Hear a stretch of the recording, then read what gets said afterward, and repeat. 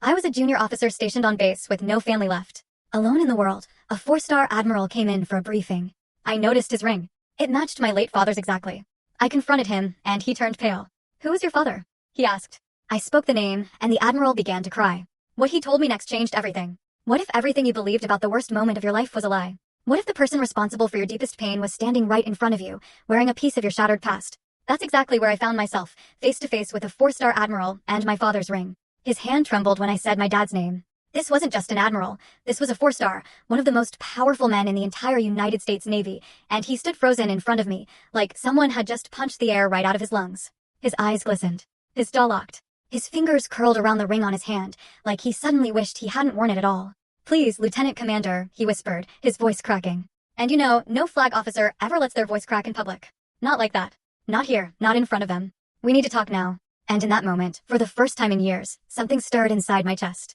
It wasn't hope, not exactly fear, but recognition. Because the second he touched that ring, the exact ring my father died wearing, I knew. Nothing about my life, my grief, or my father's death was what I thought it was. People assume Navy SEALs walk around with unshakable confidence, right? But the truth is, silence weighs heavier on us than fear, especially the kind of silence that settles after loss. I'd lived in that silence for nearly 2 years, ever since the night I got the call. My father's car had gone off the highway. I remember standing in my barracks room afterwards, staring at my reflection, trying to tell myself I was still a SEAL, still an officer, still whole. But grief doesn't care about rank or training. It just creeps in through the cracks. Through the quiet hours between duty and sleep, through empty holidays and those 2 quiet mornings. It had left me feeling so utterly alone in the world.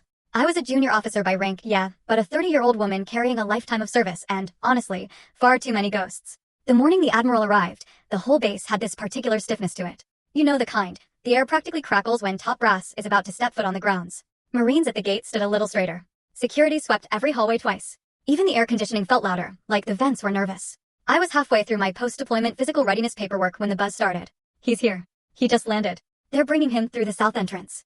A four-star admiral rarely visits a mid-sized stateside installation like ours. Whatever he was here for, it definitely wasn't routine. I wasn't assigned his briefing, wasn't even supposed to be in the same hallway, but fate, or maybe something much bigger, placed me there at the exact moment he got full story on the channel. Link below. Click now and watch what happened next.